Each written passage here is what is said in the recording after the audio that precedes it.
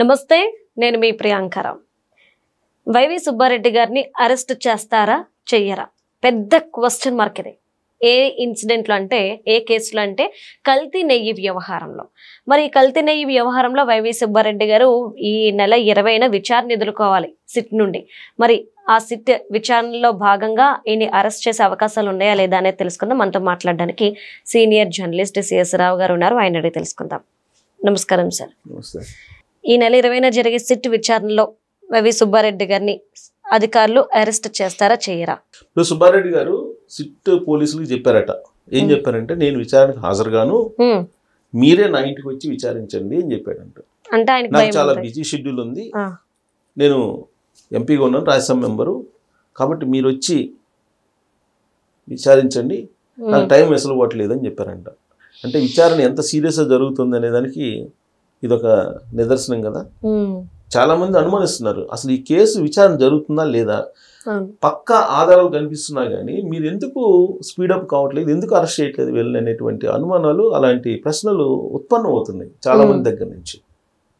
ఇప్పుడు వైవి సుబ్బారెడ్డి గారు ఎంపీ అయితే అయి ఉండొచ్చు, కల్తీ నెయ్యిలో క్లియర్ కట్గా సిట్ దగ్గర ఆధారాలు ఉన్నాయని చెప్పి సిట్టే చెప్తుంది, పేపర్లో వచ్చింది దాని ప్రకారం. అప్పన్న అనేటువంటి అతని పిఏ ఉంది, అతన్ని విచారిస్తే అతను క్లియర్గా బోలేబాబా డైరీలో ఎవరెవరితో డీల్ కుదుర్చుకున్నాము, ఎక్కడ కుదుర్చుకున్నాము అనేది క్లియర్గా చెప్పారని చెప్పి సిట్ పోలీసులకు సమాచారం ఉందని చెప్పి తెలుస్తుంది. అలాంటప్పుడు వైవి సుబ్బారెడ్డి గారికి నోటీసులు ఆల్రెడీ ఇష్యూ చేశారు, విచారణ రమ్మని. 11వ తారీఖు రాలేదు, మళ్ళీ ఇష్యూ చేశారు 20వ తారీఖు రమ్మని చెప్పి చేస్తే ఆయన ఇచ్చిన రిప్లై ఏంటంటే, నేను బిజీ షెడ్యూల్ ఉంది, మీరే ఇంటికి వచ్చి విచారించండి, నేను కోఆపరేట్ చేస్తాను అని చెప్పి చెబుతున్నాడు. అదే సామాన్యుడు ఈ విధంగా ఇస్తే పోలీసులు ఒప్పుకుంటారా? ఒక చిన్న పిటి కేసులు ఏదన్నా పడితేనే ఫోన్ చేసి వస్తావా రావా అని చెప్పి బూతులు తిడతారు వీళ్ళు పోలీసులు. అవునా? సామాన్యుడి విషయంలో మరి చట్టం అందరికీ ఒకటే అంటారు, మరి ఇదేంది, ఇది ఏం జరుగుతుంది అసలు అనేటువంటి ఒక ప్రశ్న, ఒక చర్చ జరుగుతుంది. ఆంధ్రప్రదేశ్లో లిక్కర్ స్కామ్ విషయంలో కానీ, లేదంటే ఈ కల్తీ నెయ్యి విషయంలో కానీ, ల్యాండ్ కానీ, శాండ్ కానీ, ఇవన్నీ చాలా ఉన్నాయి. వీటిలో ఏది కొలిక్కి రాలేదు అంటే అర్థం ఏంటి?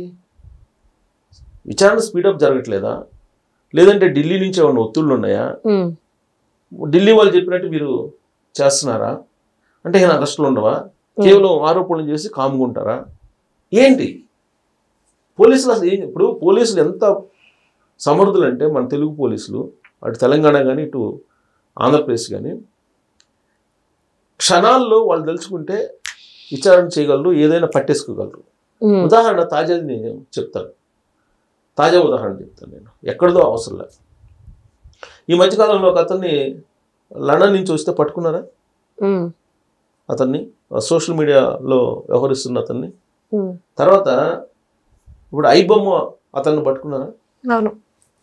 ఐబొమ్మ అతను ఎవరికి దొరకకుండా అసలు నెదర్లాండ్ పాస్పోర్టు, తర్వాత అతని పేరు కూడా మహారాష్ట్రలో వేరే పేరుతో మార్చుకొని తిరుగుతున్నాడు.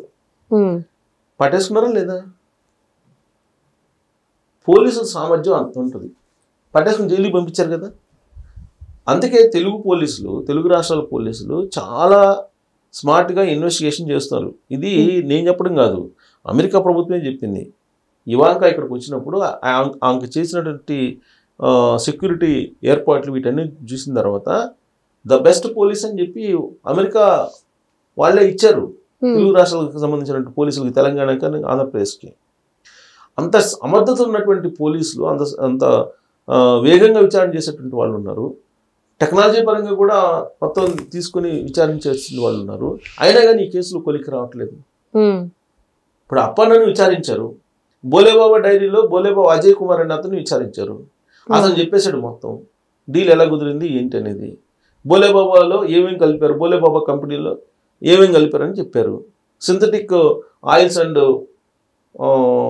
కంపెనీతోటి ఢిల్లీ నుంచి మేము రసాయనాలు పంపించాము, పామ్ ఆయిల్, కొబ్బరి నూనె, గ్లిజరైడ్ వీటిని పంపించామని చెప్పారు కదా. అజయ్ కుమార్ చెప్పిన స్టేట్మెంట్ ఉంది కదా.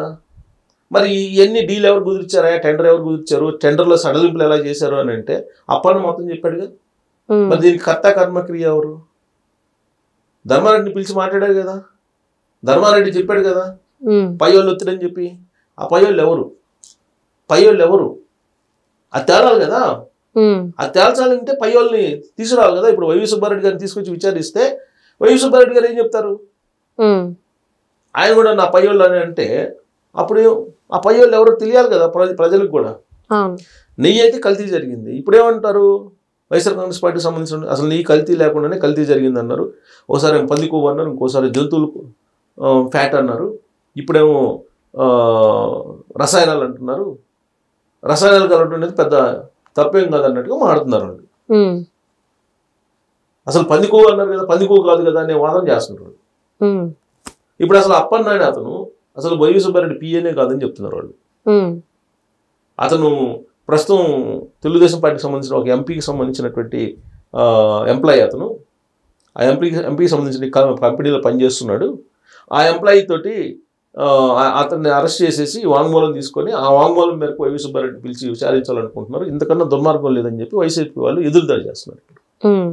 దీనికన్నా సమాధానం చెప్పాలి ఇప్పుడు ఉన్నటువంటి ప్రభుత్వం. అట్లీస్ట్ దానికి సమాధానం చెప్పాలంటే వైవి సుబ్బారెడ్డిని పిలిచి ఆధారాలన్నీ ముందు పెట్టి విచారిస్తే అసలు భాగవతం బయటపడుతుంది కదా. సుప్రీంకోర్టు ఆదేశం మేరకు సిబిఐ సిట్టు కలిసి సంయుక్తంగా విచారిస్తున్నటువంటి కేసు ఇది.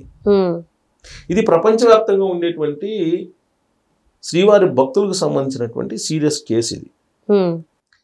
ఇప్పుడు ఒకటేమో పరకామణి కేసు, ఇంకోటేమో కల్తీ నెయ్యి కేసు. పరకామణి కేసులోనేమో అసలైనటువంటి సాక్షి అనుమానాస్పదలో మరణించారు. ఇప్పుడు ఈ కేసులో కల్తీ నెయ్యి కేసులో ఆల్రెడీ బోలే బాబా దగ్గర నుంచి శ్రీ వైష్ణవి డైరీ, ఇవన్నీ ఏఆర్ డైరీ ఎలా టైఅప్ అయిపోయి వీళ్ళ మధ్య అసలు ఎవరు కుదిర్చారు సఖ్యత, ఎక్కడెక్కడ షేర్లు ముడుపులు పంచుకున్నారు, ఆ ముడుపులు ఎక్కడికి వెళ్ళినాయి అనేది సిట్టు దాదాపుగా విచారించింది. అప్పన్న మొత్తం చెప్పాడని చెప్పేసి పేపర్లో వస్తుంది. అసలు అప్రూవ్గా మారాడు ధర్మారెడ్డి అనేది కూడా ఆ మధ్య వచ్చింది. మరి అప్రూవ్గా మారాడో లేదో అని అంటే ఆయనేమో నేను మారలేదు, అప్రూవ్గా మారలేదు, కల్తీ నెయ్యి అనే దాని మీద నేను మాట్లాడాను, అది నాకు సంబంధించినది కాదని చెప్పాను, అది పెద్దలకు సంబంధించిన వ్యవహారం అని చెప్పాను అని చెప్పి ఆయన చెబుతున్నాడు. సో ఇలా రకరకాలుగా వస్తున్నటువంటి క్రమంలో వైవి సుబ్బారెడ్డిని నోటీస్ ఇస్తే మీరు నాకు ఇంటికి వచ్చి విచారించండి అని చెప్పి పోలీసులు అంటే దానికి అంగీకరించారని చెప్పి కూడా తెలుస్తుంది. పోలీసులు ఇంటికి వచ్చి వెళ్ళి విచారించడానికి నాకు ఏం గుర్తు వస్తుందంటే ఆ మధ్యకాలంలో కవిత గారు లిక్కర్ స్కామ్లు ఇరుక్కున్నప్పుడు ఆమెను కూడా మా ఇంటికి వచ్చి విచారించమని చెప్పారు. అందుకని ఇంటికి వచ్చారు. అక్కడి నుంచి సిబిఐ వాళ్ళు ఇంటికి వచ్చి విచారించారు. ఆ తర్వాత సెకండ్ టైమో థర్డ్ టైమో ఈడీ వాళ్ళు తీసుకెళ్లిపోయారు తిహార్ జైలుకి. బహుశా అలాంటి ఎపిసోడ్ ఏమన్నా జరుగుతుందా? ఇప్పుడు పోలీసులు ఇంటికి వెళ్ళి విచారించడానికి కూడా సిద్ధపడ్డారు అంటున్నారు. సో ఇంటికి వెళ్ళి విచారించిన తర్వాత ఇవారంటారు, అరెస్ట్ అంటారా ఒకేసారి, లేదా 2-3 విడతలుగా ఇంట్లోనే విచారించడానికి సిద్ధపడ్డారా వీళ్ళు? అసలు ఇంట్లో విచారించడం ఏంటి ఒక నిందితుడిని? ఫస్ట్ ఆఫ్ ఆల్ ఇంట్లో విచారించడం ఏంటి? చంద్రబాబు నాయుడు గారు లాంటి వాళ్ళని ఆయన అక్కడ నంద్యాలలో ఎన్నికల ప్రచారంలో బిజీగా ఉంటే అప్పటికప్పుడు తీసుకొచ్చారు కదా, చంద్రబాబు నాయుడు గారిని తీసుకొచ్చారు కదా, నిరాధారమైన ఆరోపణలతో ఒక కేసు పెట్టి అట్లీస్ట్ ఎఫ్ఐఆర్ ఏదో కూడా చెప్పకుండా గవర్నర్ దగ్గర నుంచి పర్మిషన్ తీసుకోకుండా తీసుకొచ్చి అరెస్ట్ చేసి జైల్లో పెట్టారు కదా. మరి ఎందుకు ఇంటికి పోయి విచారిస్తూ ఉంటారు వీళ్ళు? అసలు ఇంటికి పోయి విచారించిన తర్వాత అరెస్ట్ చేస్తారా, లేదంటే ఇంటికి పోయి విచారించి వెనక్కి వస్తే కనుక అప్పుడు ఈ కేసులో సీరియస్నెస్ ఎంత అనేది అనుమానించాల్సి వస్తుంది. Okay, right. Thank you so much sir.